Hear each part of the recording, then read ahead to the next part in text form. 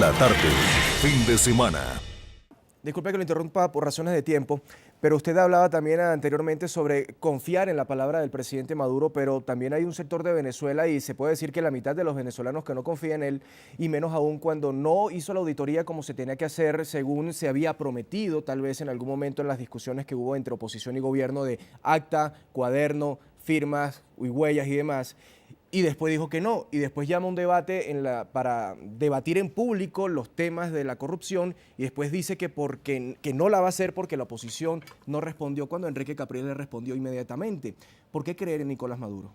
Bueno, primero, que yo creo que el tema no se trata sobre la credibilidad o no del presidente de la República. Primero, que el debate de la corrupción va mucho más allá de lo que piensa el presidente Maduro o el gobernador Capriles. Nosotros hemos dicho que el debate de la corrupción es un tema de principios y valores, Juan Carlos. Y para hablar de la lucha contra la corrupción hay que tener solvencia moral. Y nosotros la tenemos. Nuestra hoja de vida así lo dice. Lamentablemente, aquí en Venezuela no puede ser que cuando se acuse a alguien del gobierno de corrupto, entonces todos lo señalamos. Pero cuando se acusa a alguien de la oposición, decimos que es un perseguido político. Nosotros creemos que debe haberse un debate serio, transparente, que permita la participación de todos los sectores para poner a los peces gordos de la corrupción tras las rejas en orden de la justicia.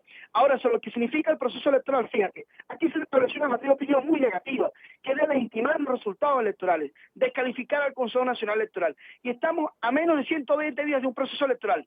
No han cambiado las reglas de juego, no han cambiado los rectores del CNE, no ha cambiado la política del ente comicial. Entonces, si hubo fraude el 14 de abril, como lo quiere decir Enrique Capriles Radowski, entonces ¿qué sentido tiene participar para Primera Justicia, el partido que él representa, en las elecciones del próximo 8 de diciembre? Yo creo que el tema de la denuncia debe manejarse con muchísima responsabilidad, porque esa tesis del fraude nos hizo perder en el año 2004 todas las gobernaciones.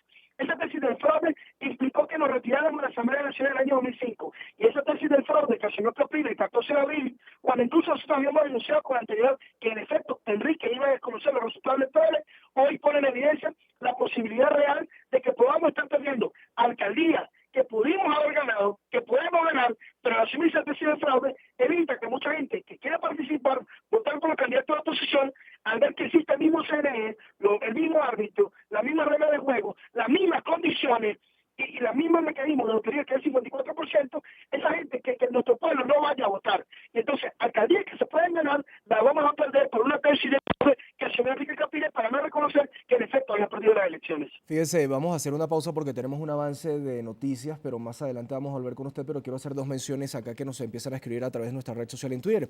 Hay alguien que dice, Jesús Mata, dice lo siguiente: tanta gente buena y entrevistar a este charlatán de Ricardo Sánchez, tremenda joyita, traidor. Quiero aclararle al señor Jesús, con todo el respeto que se merece como televidente, que soy periodista, soy venezolano, pero no soy político y hago mi trabajo, no proselitismo. Por eso entrevisto a todas las partes que puedan existir en este momento en la política venezolana, chavistas, opositores o quienes en este momento no militen dentro de la Mesa de la Unidad Democrática o dentro del Partido Socialista Unido de Venezuela. Otro que dice, y es una pregunta que se la dejo a Ricardo Sánchez al aire, que dice lo siguiente: el ilegítimo, la dice Osvaldo Sanabria, el ilegítimo promete montar las comunas para eliminar las alcaldías. Así de simple. Es una pregunta que le voy a dejar a Ricardo Sánchez al aire y es simple y llanamente: ¿para qué continuar con unas elecciones a la alcaldía, más allá de lo que usted ha nombrado del Consejo Nacional Electoral, si ya el gobierno nacional está hablando de montar las comunas donde quedaría por fuera el hecho de una alcaldía o de un consejo municipal prácticamente? Sí, fíjate, Juan Carlos, la pregunta es bien pertinente. Aquí se asumió un tema, vivimos, una de las cosas que dividió y lamentablemente hizo que perdiéramos 20 gobernaciones el pasado 16 de diciembre, era la posibilidad de que nos pusiéramos de acuerdo. Mientras que el Partido de Acción Democrática, que es el partido más antiguo de la Mesa de la Unidad Democrática, decía que las comunas eran buenas y que había que participar, por otra parte la diputada María Corina Machado decían que las comunas es comunismo. Ese tipo de incoherencias y contradicciones que se generan en el seno de la Mesa de la Unidad hace que nuestro electorado se disperse y lamentablemente podamos perder espacio que incluso habíamos ganado en el año 2008. Fíjate, sobre el tema de los consejos, primero, hemos escuchado el nombramiento de algunas comunas por parte del presidente Maduro. Nosotros tenemos una posición firme. Así como hoy no le estamos dando el respaldo para la ley habilitante al presidente Maduro, en términos que nuestros diputados, y esa es la instrucción de nuestros diputados de Alianza para el Cambio, de no votar a favor de la ley habilitante, hemos dicho que la alcaldía, el municipio, esa instancia de participación ciudadana es la instancia de participación más importante porque está de cerca al ciudadano a pie. Y nosotros vamos a defender, así como defendimos cuando éramos dirigentes estudiantiles, las federaciones de centro frente a la imposición de los consejos estudiantiles, hoy defenderemos también los mecanismos e instancias de participación y elección popular, como las alcaldías y los consejos municipales. Ahora, Juan Carlos, esas instancias no se defienden como han pretendido hacer algunos voceros que se autodenominan líderes de la Mesa de la Unidad Democrática, desde Twitter, desde ruedas de prensa. El problema es que la militancia política y el daño que se le ha hecho, que algunos dirigentes solamente militan en los medios de comunicación. Eso después se defiende en la calle, en el debate del día a día, recorriendo barrios, subiendo cerros, acompañando a nuestro pueblo que hoy en día reclama un acompañamiento por parte de los dirigentes de oposición. Fíjate, Juan Carlos, el indicador de la Asociación Venezolana de Estudios de Conflictos, de conflictividad social, señaló que el año pasado, el año 2012, hubo más de 5.000 protestas sociales que no fueron respondidas por el gobierno. Pero lo más triste, Juan Carlos, y lo más grave, es que tampoco fueron acompañadas por la Mesa de la Unidad.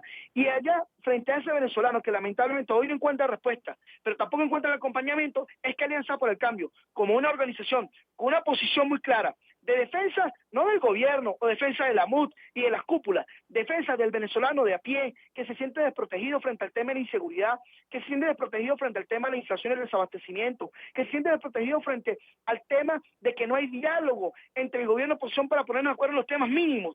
Es decir, frente a ese venezolano es que nosotros le tendemos la mano. Y si el gobierno quisiera, por vía decreto, eliminar la alcaldía y los consejos municipales, encontrará a la militancia de Alianza por el Cambio, a su dirigencia, defendiendo no las alcaldías por los cargos o por las chapas, sino defendiendo las alcaldías como instancia de participación de la mano con la gente. Si el gobierno quiere que las comunas son muy buenas, bueno, que se abra el debate para escuchar las ideas, para debatir las propuestas, pero la comuna no puede ser un mecanismo impuesto por el gobierno nacional, porque el presidente Maduro debe entender que él no es el presidente del PSUV. El presidente Maduro es el presidente de todos los venezolanos, de los que votaron por él, los 7.500.000, pero también los 7.200.000 que también tienen el mismo derecho, tienen validez y deben ser reconocidos por el presidente Maduro, que no pueden ser tildados de fascistas o de golpistas, tan simplemente porque votaron por él o que votaron en contra de él el pasado 14 de abril.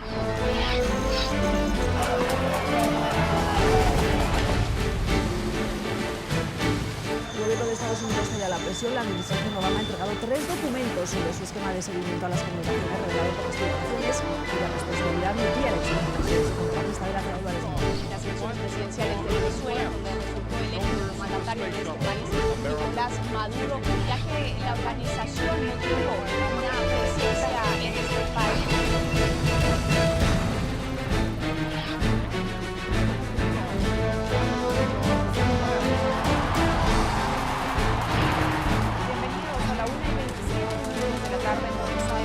Karen Pereira, presidente del debate. Comenzamos. Lo que significa este gobierno. ¿Hacia dónde va